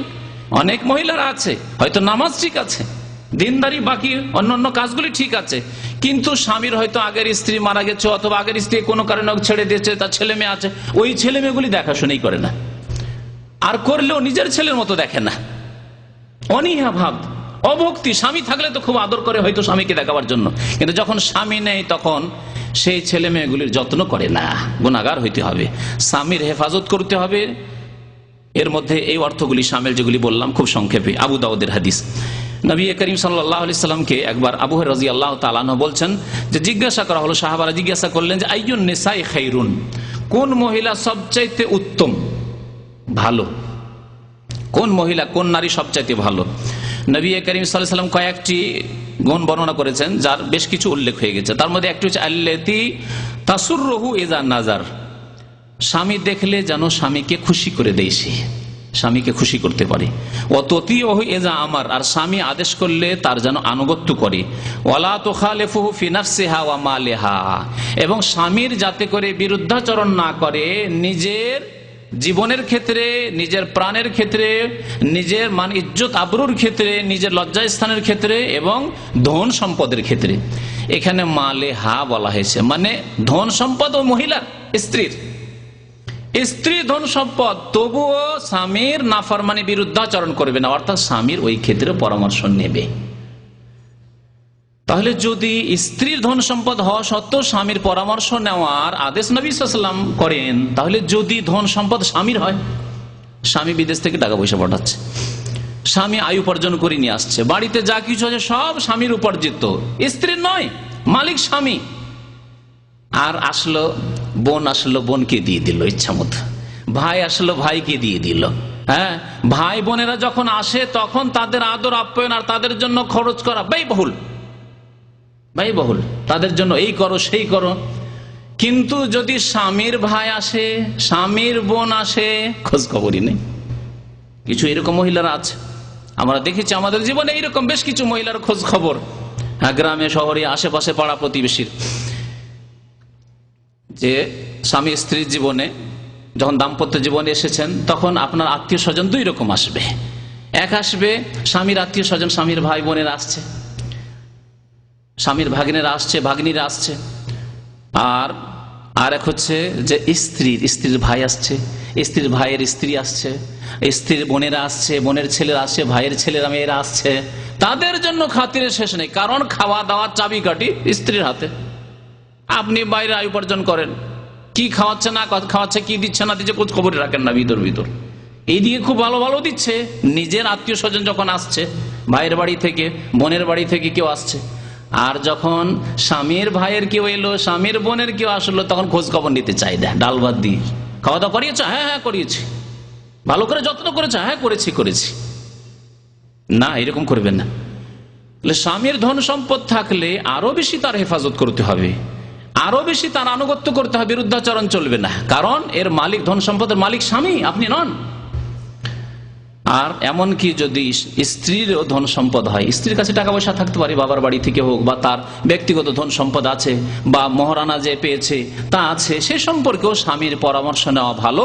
যদিও ব্যক্তি মালিকানা তার রয়েছে, এই মালিকানায় স্বামীর হস্তক্ষেপ করা জায়েজ নয়, হস্তক্ষেপ করা জায়েজ নয়। তা নবী করিম সাল্লাল্লাহু আলাইহি ওয়াসাল্লাম বলেছেন যে তার ধন সম্পদ সম্পর্কেও স্বামীর বিরোধিতা করবে না। এমন বিরোধিতা করবে না যেটা স্বামীকে ভালো না লাগে। একজন স্ত্রীর কাছে যদি 1 লাখ টাকা থাকে, 1 লাখ টাকার মালিক স্ত্রী, কিন্তু 1 লাখ টাকার কোনো পরামর্শ না নিয়ে, স্বামীর কাছে কোনো পরামর্শ নেই, কোনো তাকে সংবাদ দেয়নি, কোনো আলোচনা করেনি, 1 লাখ টাকা তার কিছু ভাইকে দিয়েছে, ভাতিজেকে দিয়েছে, বোনকে দিয়েছে, আত্মীয় স্বজনকে দিয়ে শেষ করে দিয়েছে। তোমার টাকাগুলি কি করলে? সব দান করে দিয়েছে। স্বামী খুশি হবে? অসন্তুষ্ট হয়ে যাবে যে এত টাকা দান করলে আমি জানতে পারলাম না, কেমন স্বামী তাহলে, আমি অযোগ্য স্বামী তোমার কাছে। তাই নবী করিম সাল্লাল্লাহু আলাইহি ওয়াসাল্লাম বলেছেন যে এমন ভাবে ধন সম্পদের ক্ষেত্রেও যদিও তুমি মালিক হে নারী, নাফরমানি করবে না যে যাতে স্বামীকে ভালো না লাগে, অপছন্দ লাগে। নাসাইর হাদিস, মুসনাদ আহমদের হাদিস। নবী করিম সাল্লাল্লাহু আলাইহি ওয়াসাল্লাম থেকে আবু উমামা রাদিয়াল্লাহু তাআলা আনহু বর্ণনা করছেন যে রাসূলুল্লাহ সাল্লাল্লাহু আলাইহি ওয়াসাল্লাম ইরশাদ করেছেন, মাস্তাফাদাল মুমিনু বাদা তাকওয়াল্লাহ খাইরান। আল্লাহ ভীরুতার পরে, আল্লাহকে ভয় করার পরে মুমিনের এর চাইতে ভালো সম্পদ কিছু নেই যা সে সঞ্চিত করেছে। খাইরান লাহু মিন যাওজাতিন সালিহা। সতী স্ত্রী চাইতে মূল্যবান সম্পদ আর কিছু নেই। তাহলে সতী স্ত্রী চাইতে মূল্যবান সম্পদ আর একটি আছে, সেটি হচ্ছে কি বুঝলেন? তাকওয়াল্লাহ, আল্লাহকে ভয় করা। আল্লাহ ভীরুতা, আল্লাহকে ভয় করা হচ্ছে সবচেয়ে মূল্যবান সম্পদ। এতে আপনি দুনিয়াতেও পার্থিব জীবনে নিরাপদ থাকবেন বিপদ আপদ থেকে, কারণ আপনি আল্লাহকে ভয় করে চলছেন, এবং পরকালেও আপনি সুখময় স্থান হাসিল করবেন, সুখের জীবন যাপন করবেন। সুতরাং সবচেয়ে মূল্যবান সম্পদ হচ্ছে জীবনে আল্লাহর তাকওয়া, আল্লাহ ভীরুতা। আর তারপরেই সবচেয়ে মূল্যবান পার্থিব সম্পদ হচ্ছে যাওজায়ে সালেহা, সতী নারী। ইন আমারাহা আতাআতু, যদি আদেশ করে পালন করবে, যদি তার দিকে দেখে তাহলে খুশি করে দেবে। আর একটি নতুন কথা বলেছেন নবী সাল্লাল্লাহু আলাইহি ওয়াসাল্লাম এখানে, ওয়াইন আকসামা আলাইহা আবাররাতু। অনেক সময় কোন কাজের দাবি করছে স্বামী যে এই কাজটি করে দাও, করবো না জায়েজ কাজ, করবো না করছে না, করতেই হবে তোমাকে। এমনকি কসম দিয়ে, আল্লাহর কসম করে বলছি তোমাকে এটা করতেই হবে। তাহলে এই কসম থেকে মুক্ত করতে হবে। স্বামী যখন তোমাকে কসম দিয়ে, শপথ দিয়ে বলেছে সেই কাজটি অবশ্যই করো, যদিও তোমাকে কষ্ট লাগছে, ভারী লাগছে করতে। ওয়াইন গাবা আনহার, যদি স্বামী অনুপস্থিত থাকে, বাড়ির বাইরে থাকে, তাহলে নাসাহাতহু ফি নাফসিহা ওয়া মালিহি। এখানে স্বামীর ধন সম্পদের কথা বলা হয়েছে, আর তার জীবনের কথা বলা হয়েছে লজ্জা স্থানের ক্ষেত্রে, এবং তার ইজ্জত আবরুর হেফাজতের ক্ষেত্রে। আর স্বামীর ধন সম্পদের হেফাজতের ক্ষেত্রে হিতাকাঙ্ক্ষী হবে, স্বামীর হিতাকাঙ্ক্ষী হতে হবে। ইবনে মাজার হাদিস। নবী করিম সাল্লাল্লাহু আলাইহি ওয়াসাল্লাম থেকে সাওবান রাদিয়াল্লাহু তাআলা আনহু আরেকটি হাদিস বর্ণনা করেছেন, যখন ওই আয়াতটি নাযিল হলো যা একটু আগে প্রথম হাদিসটিতে উল্লেখ করেছে, ওয়াল্লাযিনা ইয়াকনিজুনা যাহাব ওয়াল ফিদ্দা, সঞ্চিত সম্পদ সম্পর্কে। তখন বলছেন সাহাবারা যে আমরা এক সফরে ছিলাম। সাহাবায়ে কেরামদের কিছু সাহাবী বললেন যে এই আয়াত নাযিল হয়েছে স্বর্ণ এবং চাঁদি সম্পর্কে। তারপরে যদি জানতাম যে সোনা চাঁদি তো বিপদ, সোনা চাঁদি যদি হক আদায় না করতে পারি, টাকা পয়সার হক আদায় না করতে পারি, মানে যাকাত ঠিকভাবে না দিতে পারি, দান খায়রাত আল্লাহর রাস্তায় না করতে পারি, ইসলামের খেদমতে তা না লাগাতে পারি, তাহলে বিপদ নিয়ে আসবে। তাহলে আল্লাহ নবীকে জিজ্ঞাসা করি, আইয়ুল মালে খায়রুন, কোন ধন সম্পদ সবচেয়ে উত্তম, কোন ধন সম্পদ সবচেয়ে উত্তম? ফানাত্তাখিযাহু, তাই আমরা গ্রহণ করব। ফাকাল, নবী সাল্লাল্লাহু আলাইহি ওয়াসাল্লাম বললেন কয়েকটি বিষয়। লিসানুন যাকিরুন, জিকিরকারী জবান, যে সকাল বিকাল বারবার করে সুবহানাল্লাহ, আলহামদুলিল্লাহ, আস্তাগফিরুল্লাহ, আস্তাগফিরুল্লাহ, আস্তাগফিরুল্লাহ। আপনাদেরকে বারবার শুনিয়েছে নবী করিম সাল্লাল্লাহু আলাইহি ওয়াসাল্লাম প্রতিদিন কতবার করে ইস্তেগফার করতেন? 100 বার করে ইস্তেগফার করতেন, আর 70 বারের অধিক ইস্তেগফার করতেন। দুটি হাদিস রয়েছে। 100 বার করে দিনে বলতেন আস্তাগফিরুল্লাহ ওয়া আতুবু ইলাইহি, এক মজলিসে কিছুক্ষণ, 15 মিনিট, আধা ঘন্টা বসে আছেন। সাহাবারা বলছেন যে বারবার নবী সাল্লাল্লাহু আলাইহি ওয়াসাল্লাম থেকে শুনতাম। আমরা অনেক সময় ঘন্টাকে ঘন্টা বসে থাকি, বন্ধু বান্ধবের সাথে আলোচনা করি, খাওয়া দাওয়া চলছে 2 ঘন্টা ধরে, দুনিয়ার গল্প চলছে, গুজব চলছে, কিন্তু কোন জিকির নেই। একজন আস্তাগফিরুল্লাহ পড়ছেন না। আরে একজন একটু জোরে পড়লে বাকিগুলোকে তো স্মরণ হবে। একজন যদি আলহামদুলিল্লাহ বলে, সুবহানাল্লাহ বলে, তাহলে আরেকজনকে স্মরণ হবে। কিছু তো ভালো মানুষ আছে যারা শুনেও তো কমপক্ষে ফলো করবে, যে না, আমাদেরকেও জিকির আজকার করা উচিত। এই হচ্ছে জিকির আজকার। আসলে জিকির আজকার মানে অন্ধকারে বসে গিয়ে চোখ বন্ধ করে জিকির আজকার, ওইসব নয়। আসলে জিকির আজকার হচ্ছে এই জিকির আজকার। দুনিয়ার কাজেও আছেন, চাকরি করছেন, ডিউটি করছেন, তার মধ্যে সুবহানাল্লাহ, আস্তাগফিরুল্লাহ, লা ইলাহা ইল্লাল্লাহ। খাওয়া দাওয়া করছেন, খাওয়া দাওয়ার আগে পরে তো আছেই, তার মধ্যে আল্লাহর নিয়ামত স্মরণ করলেন, আলহামদুলিল্লাহ, এটাই জিকির আপনার। তো লিসানুন যাকিরুন এমন জবান যা সব সময় জিকির আজকারে ব্যস্ত। আপনার হাত কাজ করছে, চোখ কাজ করছে, জবান তো কাজ করে। অনেক সময় যারা টেকনিক্যাল কাজ করেন, হাত কাজ করছে আর চোখ কাজ করছে, জবান কিছুই কাজ করছে না, তাহলে সুবহানাল্লাহ পড়তে অসুবিধা আছে? কাজে তো কোনো রকমের ব্যাঘাত ঘটছে না। আলহামদুলিল্লাহ বলতে অসুবিধা আছে, লা ইলাহা ইল্লাল্লাহ বলতে অসুবিধা আছে, আস্তাগফিরুল্লাহ বলতে অসুবিধা আছে। আস্তাগফিরুল্লাহ, তোমার কাছে মার্জনা কামনা করি, আস্তাগফিরুল্লাহ ওয়া আতুবু ইলাইহি, আস্তাগফিরুল্লাহ ওয়া আতুবু ইলাইহি, আল্লাহ তুমি মাফ করে দাও। ওয়া কালবুন শাকির, এবং শুকরগুজার হৃদয়, শুকরগুজার অন্তর। যা পেলেন, শুকনো রুটি খাচ্ছেন, ডাল ভাত খাচ্ছেন, বলছে আলহামদুলিল্লাহ।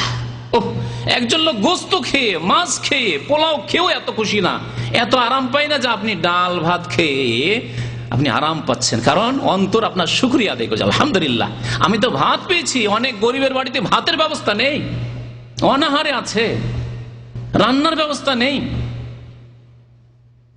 কালবুন শাকির, শুকরগুজার অন্তর হইতে হবে। আর কি হইতে হবে? ওয়াজাউজাতুন মুমিনা, এবং ঈমানদার স্ত্রী হচ্ছে সবচেয়ে মূল্যবান সম্পদ। তাহলে জবানে যদি জিকির আজকার করেন, এই মূল্যবান সম্পদ। আর যদি শুকরগুজার অন্তর হয়, তাহলে মূল্যবান সম্পদ। আর যদি স্ত্রী যদি ঈমানদার হয়, তো এই নহু আলা ঈমানি, পুরুষকে ঈমানের কাজে সাহায্য সহযোগিতা করি, স্বামীকে ঈমানের কাজে, ধর্মীয় কাজে সাহায্য সহযোগিতা করি। ধর্মীয় কাজে সাহায্য সহযোগিতার যখনই আজানের সময় হবে, তখন স্মরণ করে তো আজান হয়ে গেছে, ব্যস্ত আছে, কাজ করবে ব্যস্ত আছে, খেয়াল করেনি, খেয়াল করলো আচ্ছা যাচ্ছি, আজান হয়ে গেছে, যাও, কি করছো তুমি বসে? বলুক স্ত্রী, তার অধিকার রয়েছে। বরং এটি হচ্ছে মূল্যবান সম্পদ। তার স্বামীকে ওই কথা চিন্তা করা উচিত, আমার স্ত্রী আমাকে বলছে যাও নামাজ পড়ে এসো, আমার এটি মূল্যবান সম্পদ, আমার স্ত্রী। ঘুমিয়ে আছে, আর আজকাল অধিকাংশ মানুষ ঘুমে নামাজ ত্যাগ করে।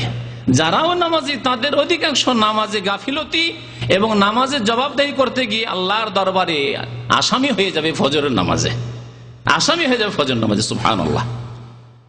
স্ত্রী যদি ফজরের আজানের সাথে সাথে জেগে যায়, আর স্বামীকে বলে ওঠো ওঠো, সুবহানাল্লাহ, নবী করিম সাল্লাল্লাহু আলাইহি ওয়াসাল্লাম বলছেন, রাহিমাল্লাহু ইমরা, সেই পুরুষের উপর আল্লাহর রহম হোক, সেই নারীর উপর আল্লাহর রহম হোক। নারী পুরুষ উভয়ের কথা বলেছেন, যে রাত্রে জেগে গেল, নামাজ পড়লো, আর তারপরে নিজের পরিবারকে উঠালো, স্বামী হলে স্ত্রীকে উঠালো, স্বামী উঠতে পারছে না, ক্লান্ত, ঘুমিয়ে আছে, স্ত্রী জেগে গেল, আর তারপরে স্বামীকে জাগাচ্ছে। যদি না জাগে, আচ্ছা উঠছি উঠছি, একবার এইদিকে কাত হচ্ছে, একবার ওইদিকে কাত হচ্ছে, আচ্ছা যাচ্ছি, সময় আছে, এই করছে, তাহলে কি করবে? পানি নিয়ে স্বামীর চোখে ছিটিয়ে দিক, নবী করিম সাল্লাল্লাহু আলাইহি ওয়াসাল্লাম বলছেন। আছে আজকালকার স্বামী বরদাস্ত করবে, হয়তো তালাক দিয়ে দেয় ফাসেক লম্পট স্বামীরা, কিন্তু সে ফাসেক লম্পট। যদি তালাক দিয়ে দেয়, সে ভাগ্যবতী সেই স্ত্রী। এইরকম ফাসেকের কাছে না থাকাই ভালো, যাকে নামাজের জন্য জাগানোর জন্য, চোখে পানি দেওয়ার জন্য যদি অসন্তুষ্ট হয়, আর যদি এতদূর পর্যন্ত পৌঁছে যায়, তাহলে মনে রাখবেন যে নবী করিম সাল্লাল্লাহু আলাইহি ওয়াসাল্লাম আদেশ। তারপর উঠিয়ে দেওয়ার আদব আছে, হটকারিতার সাথে না উঠিয়ে ধীরে ধীরে, অনেক সময় হাত পা টিপে উঠাতে হতে পারে, স্বামীকে উঠাচ্ছেন, হাত পা টিপে উঠাবেন, মাথাটা একটু লেড়ে উঠাবেন, মাথা টিপে উঠাবেন, জাগছে ধীরে ধীরে, আর না হলে ধীরে ধীরে একটু করে মাথায় একটু করছেন, যাতে করে উঠে বসে যায়, বসিয়ে দেওয়ার ব্যবস্থা করছেন। অনেক সময় হতে পারে হাত ধরে টেনে উঠাতে হতে পারে, কিন্তু আপনাকে এই ক্ষেত্রে প্রচেষ্টা করতে হবে যে যেন স্বামীও নামাজি হয়, কারণ বেনামাজি যদি স্বামী হয়, তার কাছে নামাজি মহিলার থাকা জায়েজ নয়। শুনে রাখুন ভালো করে, বেনামাজি পুরুষের কাছে কোন নামাজি স্ত্রী থাকা জায়েজ নয়। তাকে নসিহত করতে হবে, উপদেশ দিতে হবে, আল্লাহর ভয় দেখাতে হবে, এবং চেষ্টা করতে হবে তাকে নামাজি বানাবার। যদি একেবারে নিরাশ হয়ে যান যে না, একে পারলাম না, তাহলে আল্লাহর উপর তাওয়াক্কুল, ভরসা করে নিতে হবে যে আল্লাহ আমার রিজিকের মালিক, যেখানে আমার রিজিক আছে সেখানে, বাবার বাড়িতে রিজিক আছে, ভাইয়ের ঘরে রিজিক আছে, সেখানে থাকতে হবে, স্বামী না পেলে তাতেও প্রস্তুত। তাহলে ওমাইয়াত্তাকিল্লাহ ইয়াজআল লাহু মাখরাজা, আল্লাহর ভয়ে যদি এই ফাসেক, এই বেনামাজির বাড়ি থেকে বেরিয়ে যান, আল্লাহ তার জন্য পথকে অবশ্যই সুগম করবেন। ইয়াজআল লাহু মিন আমরিহি ইউসরা, সূরা তালাক আল্লাহ বলছেন, তার কাজকে আল্লাহ সহজ করে দেবেন, তার অন্য জায়গায় ভালো নেক পুরুষের আল্লাহ ব্যবস্থাও করে দেবেন। অসম্ভব কিছু নেই আল্লাহর কাছে। তো নবী করিম সাল্লাল্লাহু আলাইহি ওয়াসাল্লাম বলছেন ওয়াজাওজাতুন মুমিনা, মুমিন স্ত্রী হচ্ছে সবচেয়ে মূল্যবান সম্পদ। যেই ব্যক্তি কিসে সাহায্য করবে? ঈমানের কাজে সাহায্য করবে, রোজা রাখতে সাহায্য করবে। সাহারিতে উঠতে পারে না, উঠতে চাই না, উঠছি, তাহলে উঠাবে সাহারি খাওয়ার জন্য। এইভাবে রোজা রাখার জন্য সাহারির প্রয়োজন রয়েছে, তাহলে সাহারি যদি স্বামী রোজা রাখতে চায় তাহলে সাহারির ব্যবস্থা রাখবে। এমন না যে তুমি রোজা রাখবে তুমি উঠে কিছু খেয়ে নিও, না, সাহারির ব্যবস্থা করবে। যদিও স্ত্রী হয়তো এমন অবস্থা আছে সে রোজা রাখতে পারবে না, হয়তো মেন্সের অবস্থায় আছে বা নফল রোজা সে রাখবে না হয়তো, কিন্তু স্বামী রাখতে চায়, স্বামীর জন্য খাবারের ব্যবস্থা করা। তো ঈমানের কাজে বিভিন্ন ক্ষেত্রে সাহায্য সহযোগিতা করা। ঈমানের কাজে সাহায্য সহযোগিতার মধ্যে এও আছে যে স্বামী অনেক সময় হয় কি পর্দা করতে চায় না। অনেক স্বামী আছে দুনিয়াদার ফাসেক স্বামী, চক্ষু লজ্জা, বন্ধুকে লজ্জা করে যে বন্ধু ওর স্ত্রী আমার সামনে চলে আসে তো আমার স্ত্রী যদি তার সামনে না যায়, এরকম অধিকাংশ লোকের অবস্থা। অধিকাংশ আজকাল অনেক নামাজিদের অবস্থা দেখেছি আশ্চর্য, যে কি করব আমার স্ত্রীকে আমি তো বাধা দিতে পারি না, কারণ ওর বাড়ি যখন যাই অনেক নেক লোক, সুবহানাল্লাহ, আশ্চর্য হয়ে যায় যে দাড়িওয়ালা মানুষ আছে এরকম লোকের বাড়িতে যদি এরকম হয় যে আমার বন্ধু ওর বাড়ি যখন যায় তখন ওর স্ত্রী আমাকে খেতে দিতে আসে। এখন আমার স্ত্রীকে কেমন করে নিষেধ করব? যদি নিষেধ করি তো শত্রুতা হয়ে যাবে। হ্যাঁ, এরকম শত্রুতা করুন আপনি। প্রথম বলে দেন যে দেখুন ভাই, আপনার স্ত্রীকে নিষেধ করেন, আপনার স্ত্রী আমার সামনে আসবে না, কেন আসবে? খাবার নিয়ে আপনি আসেন। হক কথা বললে প্রথমখানে একটু কষ্ট হলো, পরে খুশি হবে যে লোক তো ভালো, লোক পরিষ্কার, লোক ইমানদার লোক, আপনার চোখের আড়ালে গিয়ে প্রশংসা করবে। আপনার সামনে হয়তো অসন্তুষ্ট একটু মুখটা খারাপ করলেও পরে গিয়ে চিন্তা করবে যে লোক ভালো, একবার ক্লিন লোক, যা কিছু যা অন্তরে আছে তা বাইরে আছে, অন্তর আলাদা আর বাইরে আলাদা, এইরকম লোক না, মুনাফিক লোক না। আপনার ভালোবাসা তার অন্তরে আল্লাহ পাক জন্মিয়ে দিবেন, ভালোবাসবে ওই লোকেরা আপনাকে। তো এই ক্ষেত্রে সাহায্য করা। স্ত্রী বলবে না তুমি অন্যায় কাজ বলছো, তুমি এর কেমন কথা যে তোমার বন্ধুর সামনে যাব, তোমার ভাইয়ের সামনে যাব, তোমার দুলা ভাইয়ের সামনে যাব, কেন আমি যাব? তাহলে ঈমানের ক্ষেত্রে সাহায্য করলো সেই মহিলা। নবী করিম সাল্লাল্লাহু আলাইহি ওয়াসাল্লামের এই হাদিস ইবনে মাজাহতে রয়েছে। এছাড়াও বেশ কিছু গুণ নবী করিম সাল্লাল্লাহু আলাইহি ওয়াসাল্লাম মহিলাদের উল্লেখ করেছেন। আর একটি গুণ বলেই শেষ করছি যেহেতু সময় শেষ হয়ে যাচ্ছে। নবী সাল্লাল্লাহু আলাইহি ওয়াসাল্লাম বলছেন সবচাইতে উত্তম মহিলা হচ্ছে কুরাইশ বংশের মহিলারা। সেই জামানায় কুরাইশ বংশের মহিলাদের মধ্যে বেশ কিছু বৈশিষ্ট্য ছিল যা অন্য আশেপাশের অন্য গোত্রের অন্য বংশের মহিলাদের মধ্যে ছিল না। তাই নবী করিম সাল্লাল্লাহু আলাইহি ওয়াসাল্লাম বলছেন যে খায়রু নিসাইন রাকিবনাল ইবলাহ, শ্রেষ্ঠ নারী সালেহু নিসাই কুরাইশ, কুরাইশ বংশের মহিলারা যারা উটের পিঠে চাপলেও তারা শ্রেষ্ঠ নারী। নবী করিম সাল্লাল্লাহু আলাইহি ওয়াসাল্লাম বলছেন। তাহলে বোঝা গেল যে ভালো ভালো দামি দামি নতুন নতুন মডেলের কারে চললেই যে সম্ভ্রান্ত ফ্যামিলি হয়ে যায় আর সম্মানিত হয়ে যায়, শ্রেষ্ঠ নারী হয়, কখনো নয়। উটের পিঠে চাপে অথচ তারা সতী নারী, সবচাইতে নেক নারী। তাদের বৈশিষ্ট্য কি, কেন তারা নেক সতী? আহনাহু আলা ওয়ালাদিন ফি সিগারিহি, ছোট ছেলে মেয়েদের খুব যত্ন করে, তারা ভালোবাসে। তাহলে যেসব মহিলারা ছেলে মেয়েদেরকে খুব ভালোবাসে, আদর যত্ন করে, এটি হচ্ছে তাদের ভালো বৈশিষ্ট্য, তারা সতী নারী। আর বলছেন আর আহু আলা যাওজিন ফি যাতিয়াদিহি, আর স্বামীর ধন সম্পদের ভালো করে খেয়াল রাখে, নষ্ট করে না, অপচয় করে না। স্বামী নেই যেখানে সেখানে খরচ করে দিলাম, যা ইচ্ছা তাই কিনে নিলাম, তা করে না। স্বামী না থাকলে সবের খেয়াল রাখে। নবী করিম সাল্লাল্লাহু আলাইহি ওয়াসাল্লামের 10 নম্বর আরেকটি বৈশিষ্ট্য আপনাদের সামনে উল্লেখ করে দিই। সতী নারীদের একটি বৈশিষ্ট্য যে তারা দ্বীন সম্পর্কে জ্ঞান হাসিল করবে। নবী করিম সাল্লাল্লাহু আলাইহি ওয়াসাল্লাম প্রশংসা করেছেন আনসারী নারীদের, নেমান নিসাউ নিসাউল আনসার, সবচাইতে উৎকৃষ্ট উত্তম নারী হচ্ছে আনসারীদের স্ত্রীরা, আনসারীদের মহিলারা। মদিনার আনসারী মহিলারা সবচাইতে উত্তম নারী, কারণ তারা লজ্জা করে দিন শিখবে না, এই জন্যই যে লজ্জা লাগছে জিজ্ঞাসা করতে, এই মাসলা জানতে লজ্জা লাগে, এই কথা জিজ্ঞাসা করতে লজ্জা লাগে, এইরকম করে না তারা। লজ্জা তাদেরকে দিন শিখতে, দিনের পণ্ডিত হতে, দিনের জ্ঞান হাসিল করতে বাধা সৃষ্টি করে না। অনেকে লজ্জা করে, স্বামীর সামনে লজ্জা করে, হাইজের মাসিকের মাসলা জিজ্ঞেস করবে না, নেফাসের সন্তান ভূমিষ্ঠ হওয়ার পরে যে রক্ত আসে তার মাসলা জিজ্ঞাসা করবে না, ইস্তেহাজার মাসলা জানে না, জিজ্ঞাসা করবেন না।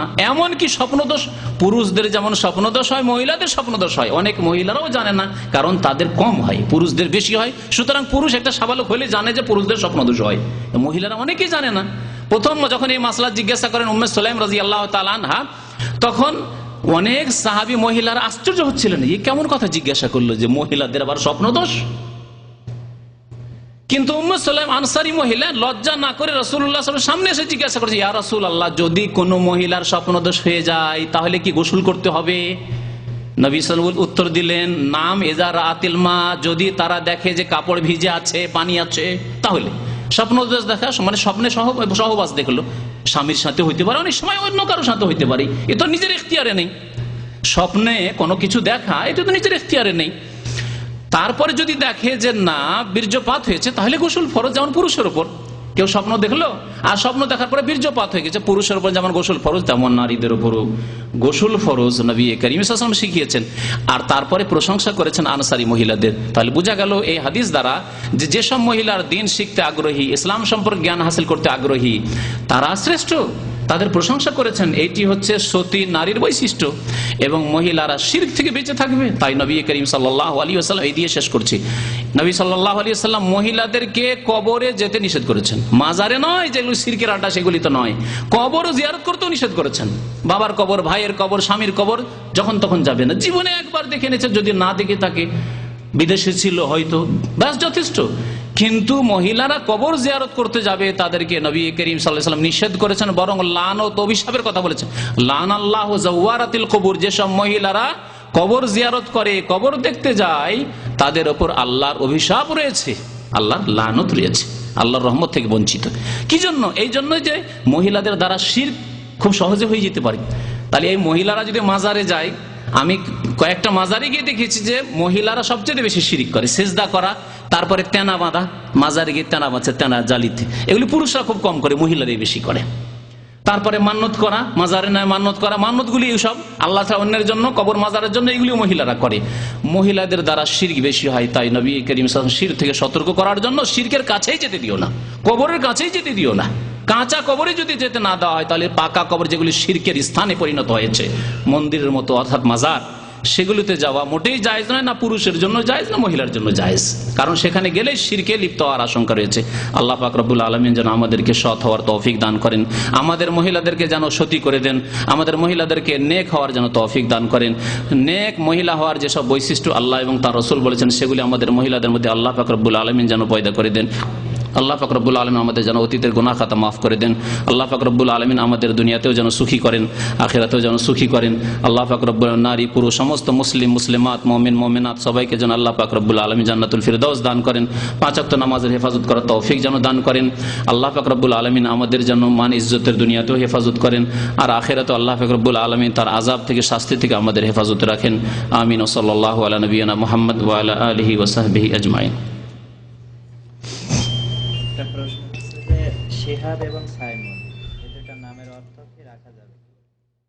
নামের অর্থগুলি এইভাবে জিজ্ঞাসা করা মুশকিল।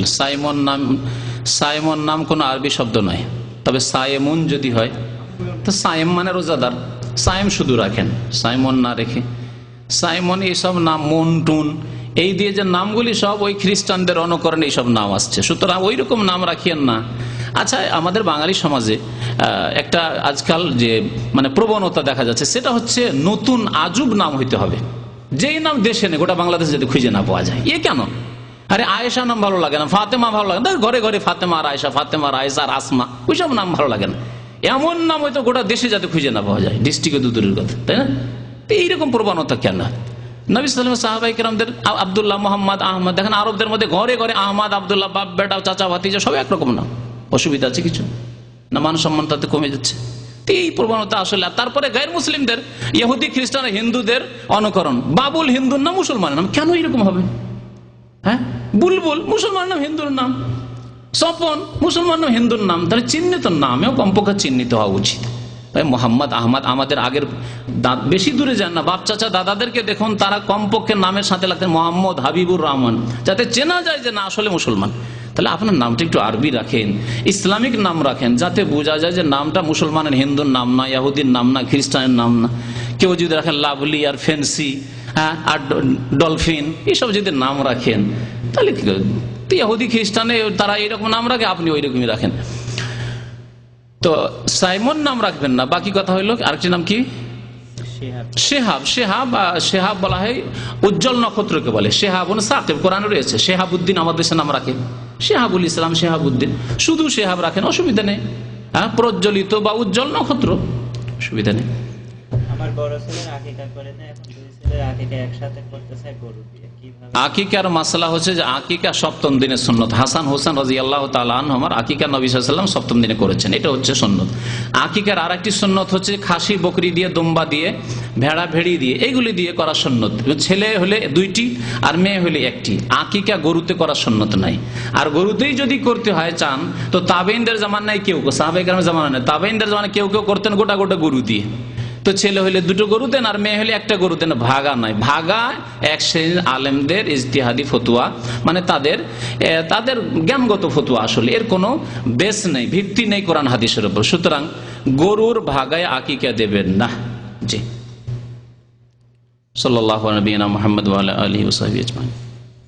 قال رسول الله صلى الله عليه وسلم: لأن يهدي الله بك رجلا واحدا خير لك من حمر النعم.